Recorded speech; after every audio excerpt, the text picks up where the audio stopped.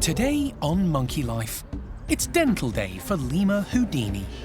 I thought it was to do with the canine, but I'm starting to change my mind. It might be to do with one of the cheek teeth. New arrivals Benny and Nia meet the odd couple. Wait for him to get in a good position and then I think we're ready to go. And a new baby woolly is named.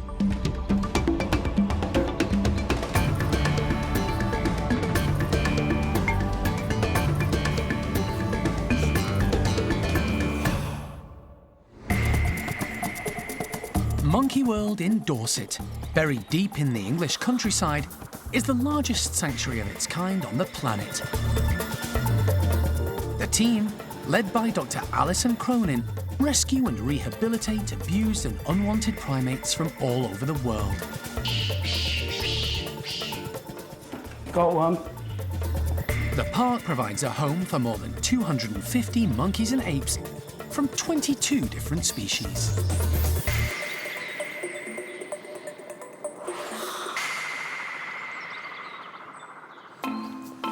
It's dental day for the small monkey team at the park. Two of the primates, ring-tailed lemur Houdini and stump-tailed macaque Maureen, have been showing discomfort when eating. Despite treatment, there's been little improvement, so it's time to call in the vet. Houdini has had a swelling on the left-hand side of his muzzle for a couple of weeks and a little bit on his right. This has come up before and we've managed to treat it with antibiotics, but this time the antibiotics don't seem to be having as much of an effect as they have before. And actually it's the same for Maureen. She has had a swelling on the right-hand side of her muzzle. And we did treat it with antibiotics and it has pretty much disappeared. But as the vet's coming in to do Houdini for a dental, we'll do Maureen at the same time. And when they're down, we'll do an all-over health check as well. Houdini is first up. At 21 years of age, he's one of the oldest in the troupe, and for the last few days he's been looking unwell. He's off his food, and staff have also noticed his breathing is becoming raspy.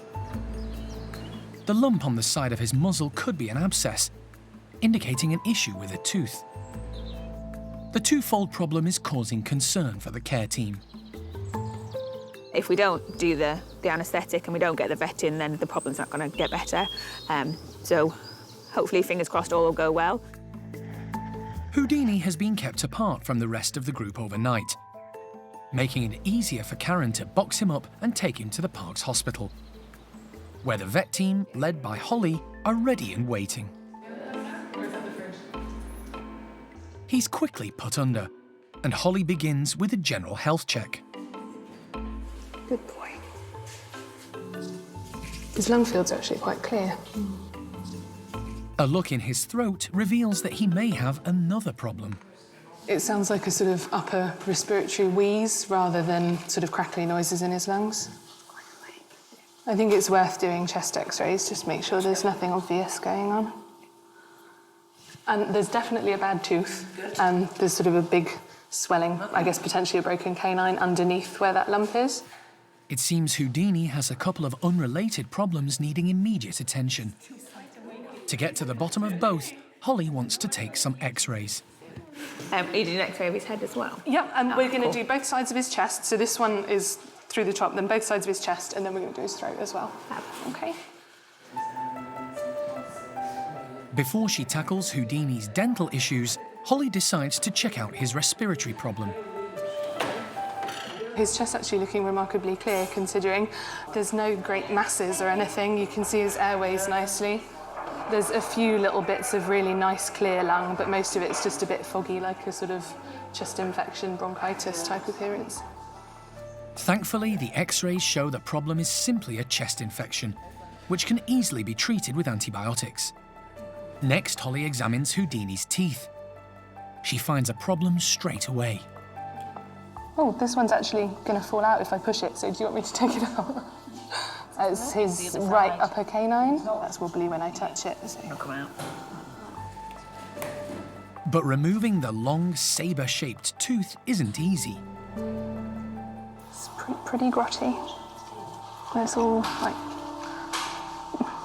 pus and old food and stuff behind it. It's a large canine. In him, I'd say they're probably comparable to a good-sized dog. It takes 40 minutes of careful probing and gentle persuasion. Crikey, Houdini, come on, man. Hey, there we go. Finally, the tooth is out. Because there's a little bit of infection there, we're not going to stitch up the hole because we'll trap the infection inside. So we're just going to let it heal, and mouths heal really quickly. So yeah, within a week, I imagine he'll be feeling an awful lot better. That's 2 problems sorted. Now for number 3. Holly begins to investigate the sizable lump on the left side of Houdini's muzzle. I thought it was to do with the canine, but I'm starting to change my mind. It might be to do with one of the cheek teeth. So we're going to pop a little needle in it and see what we find. It's full of pus. Oh, there it goes.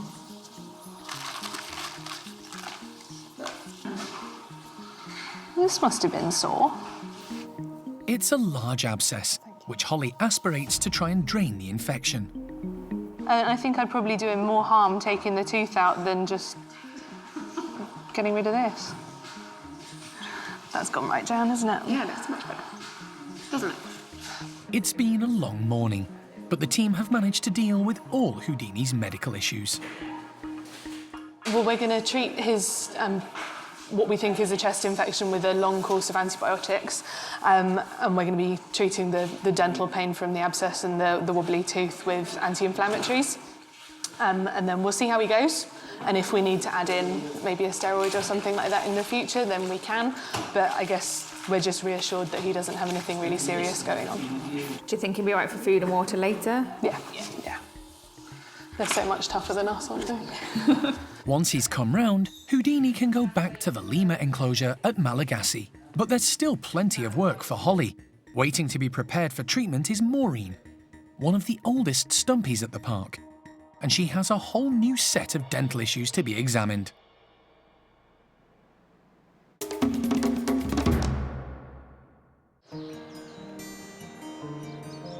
It's a special time for Livar's group of woolly monkeys.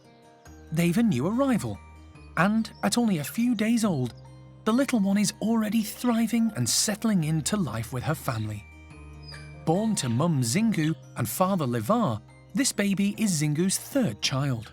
She's already raised daughter Olivia and son Xavi, and is a complete natural when it comes to motherhood. Xingu and her latest arrival are doing really, really well. It is definitely a little baby girl, which is brilliant news for us, and we've now called her Layla. Xingu's a fantastic mum, you know, she knows exactly what she's doing. She really cares and looks after her little ones. So she's taking great pleasure in kind of showing off her baby and just really doting on her, and the little one's doing fantastically well. At almost 28 years old, Dad Livar is the oldest woolly monkey living at the park. These days, he takes life a little more slowly, but that doesn't stop him being a doting dad. He's a big, gentle giant, and his temperament and experience bring a real sense of security to the group and his growing family. So Livar really does have a soft spot for Xingu in this group. The pair of them have actually grown really close, and maybe even more so now that little Layla's arrived. And when they're in the enclosures together, they're sunbathing together, they're lying down together, they're taking naps together. Xingu's even kind of lying on him, which is really nice to see. They're a real close little family, which is brilliant. Xingu's older daughter Olivia is constantly by her side, and so far seems quite taken with her new sister. It's a great learning process watching mum care for and raise a baby, and should stand her in good stead in the future when she has children of her own. But one member of the group not joining in the family fun is little Cosmo. Cosmo was hand-reared by Alison and the team when first-time mum Isla rejected him. Despite a rough start, he's come on leaps and bounds. He's a fully integrated member of the group, loving life and playing with everyone. But there's one milestone he's yet to achieve, and that's venturing outside.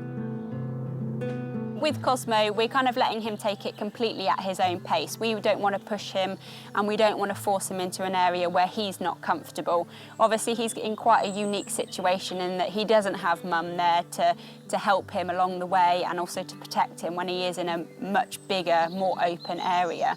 So it's very daunting for him and very scary. He's just not really showing much interest. He knows where the slide is now and he's put his head under the flap and had a little look around, but at the moment, his curiosity is just not getting the better of him and he prefers to stay inside where it's nice and warm.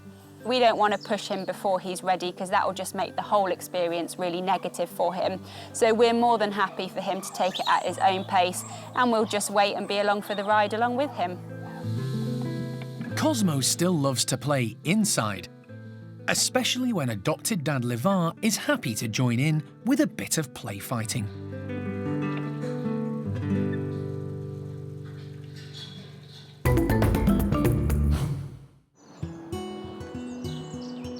It's been a few days since the park welcomed two new arrivals, rare white-throated guenons, Benny and Nia. They were confiscated from the illegal wildlife trade in Lebanon and so far are coping well in their new surroundings at Monkey World. The pair are obviously close and are eating well and enjoying their spacious new home. Today will be another big challenge for them. They're about to be introduced to two potential housemates. The plan is to move our Patus monkey Mitsa and her mate George, the ringtail lemur, over to our new Gwenon house. Hopefully the moves will go nice and smoothly. We'll get them in the house and just getting all the last few bits ready so there's a bit of nice food in there and that ready for them. And then we'll see how things go and decide whether or not we're going to move forward today with an introduction with Benny and Nia, the two Gwenons. Mitsa and George are affectionately known as the odd couple. George is a lovable but doddery old lemur. At 34, he's the eldest in the park and suffers with arthritis and poor mobility. Patas monkey Mitsa is quite the contrast. She's a large, feisty female. When she lost her companion, Sissy Joe, the team decided to pair her with George, in the hope they would provide each other with companionship. It's been a remarkable success. Mitsa is very protective of George. It's a bit like he's her pet that she must look after. She's really, really fond of him. She likes to know exactly where he is at all times. If we're trying to give George food, she likes to keep an eye on us just in case we're upsetting him. So she really loves him. And George quite likes Mitsa. He just sort of bimbles around in his own little lemur world, little old man. So it's a strange partnership, but it works really well. Steph has managed to get both members of the odd couple into travel crates and is now heading over to the new complex where the Gwenons live. It's been designed to cope with just this sort of introduction, with 5 large bedrooms and a lovely outdoor space. In theory, there's plenty of room for the 4 to coexist, if all goes to plan. Introductions are not taken lightly, especially when it involves 3 different species. Very little is known about white-throated Gwenon behaviour in the wild, and virtually nothing in captivity. The team will need to try to read and understand any warning or distress signals as they happen. Initially, the 2 pairs of primates are kept in separate bedrooms, while still being able to see and hear each other. Benny and Nia are extremely lively and bouncy characters, and seem desperate to get a look at the new faces opposite. But George and Mitsa seem more interested in checking out their new house and the food on offer than these strange newcomers. After 30 minutes of relative calm, the team decide to bite the bullet and let all 4 in together. I'm just hoping that everybody will pass by each other when we open the doors and not, maybe check each other out, but not have too much of a problem. The first reaction that we're looking to avoid is Nia simply diving in and having a go at somebody. So right now, George is sort of wandering up and down the ramp. So we'll wait for him to get in a good position, and then I think we're ready to go. Benny and Nia don't hang around and go straight in, although all 4 primates are wary and keep their distance. The 2 Gwenons seem to take more of an interest in lemur George, perhaps on account of his size. He is, after all, a lot smaller than his housemate Mitsa. and not such a daunting prospect. Nia does summon up the courage to approach Meetsa, but quickly backs off when she turns around. Nia and Benny are definitely a little bit wary because Meetsa is a lot larger than them, and you can tell that, you know, if she turns around and looks at them, they do dart away. But at the moment, there's not been any actual physical contact, nothing really negative. So at the moment, we're just letting them carry on pottering around. We're obviously going to keep a really close eye on them throughout the day, and we'll see how it all plays out. So far, so good. Considering all their differences, it looks as if the odd couple may become the odd foursome. The next big step will be to let them all outside together.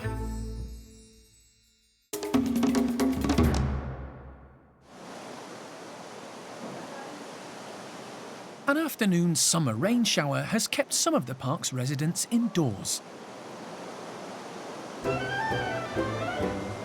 But in the orangutan nursery, as usual, this doesn't stop them having fun.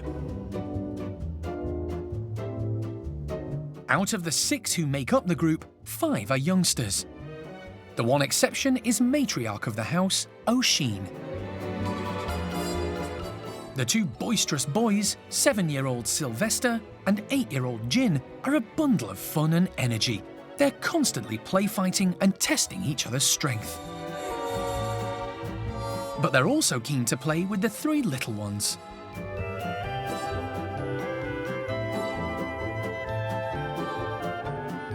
Youngsters Bulu Mata and Rika are still as close as ever. But 3-year-old Bulu is becoming a typical boy and, given the chance, likes to join in the fun and games with the older boys. Rika doesn't seem to mind. Just 4 months younger, she's quite happy to amuse herself. And she has a new little playmate. It's the youngest in the group, Mimi. She arrived from Moscow Zoo a few months ago and has now settled in and become part of the family. Everyone has taken a shine to her, none more so than O'Sheen. And the feeling is mutual. O'Sheen has always had a soft spot for the youngsters. As the only adult in the nursery, since Roro moved back to Tuan's group, she's taken little Mimi under her wing. It's a real bond. Food-loving O'Sheen sometimes even shares a snack with Mimi. This happy and settled group is a testament to all the hard work and dedication the team have put in to make this European creche for orphaned orangutans such a success.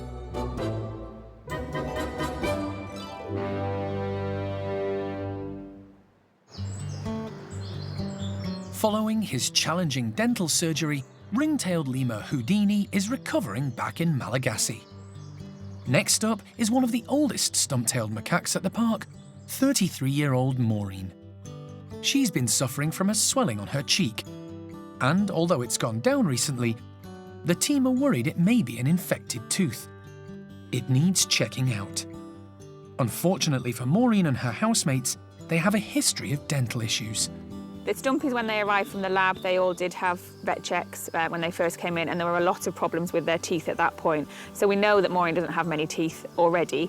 In fact, all the top ones along here have already gone. So she doesn't have many, so we obviously don't want to take too many out, so that we leave her with none, but we need to make sure we take any infected ones out. They do have a really strong root on the teeth, so if they are not completely ready to come out or they're a bit tough, they will be difficult and the vet will have a job to get them out. Before she came to Monkey World, Maureen had a tough life as a laboratory animal.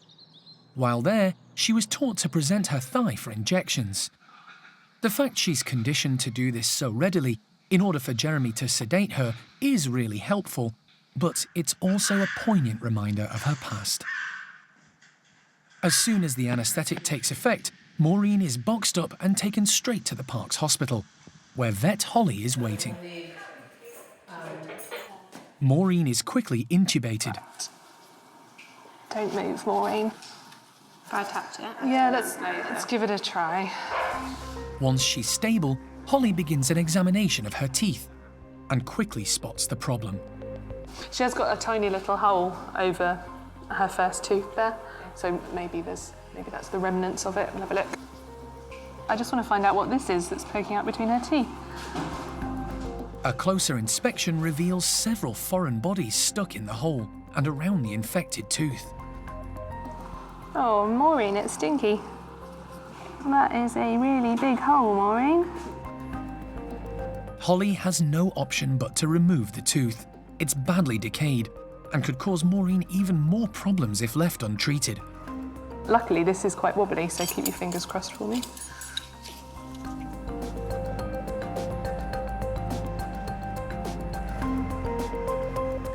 Oh God, it really smells. Hey. Oh, it's a good one. Luckily for Holly, the tooth comes out fairly easily. Oh, it did, and thank heavens for that. I lost sleep over this last night. So far, so good. It's not as bad as we first thought. We thought that she would have a broken canine. In these species, the root on the canine is so big that was quite a daunting prospect, having to take that out. And it turns out it's actually one of her molars that she had the problem with, and that's come out quite nicely. So we're just checking the others. Unfortunately for Maureen, she has another tooth with a small abscess above it. And while it's in better condition than the previous one and isn't loose, it could cause her more problems in the future. Yeah, I'm probably going to come to regret it because it's probably going to be a nightmare. Holly thinks the sensible answer is to remove the tooth. But this one is proving a lot more difficult to extract. I think if I do it much harder, I think I'm going to snap the roots and then it's going to be a bit of a disaster. Come on, Maureen. The tooth has 4 very deep roots, making removal problematic. Holly has to ensure every little piece comes out.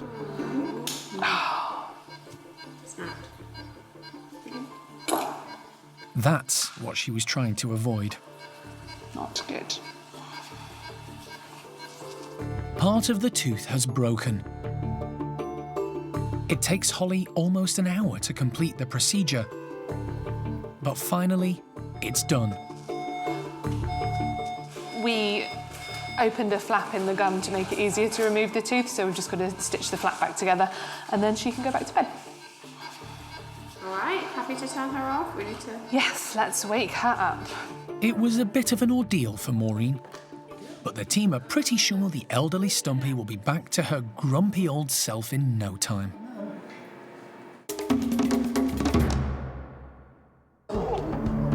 Next time on Monkey Life, Bruce the Loris is in hospital for a checkup. Our plan is to take a larger biopsy and then get the pathologist to have a look at the deeper structure of the gland. And there's something lurking in the undergrowth at the chimp enclosures.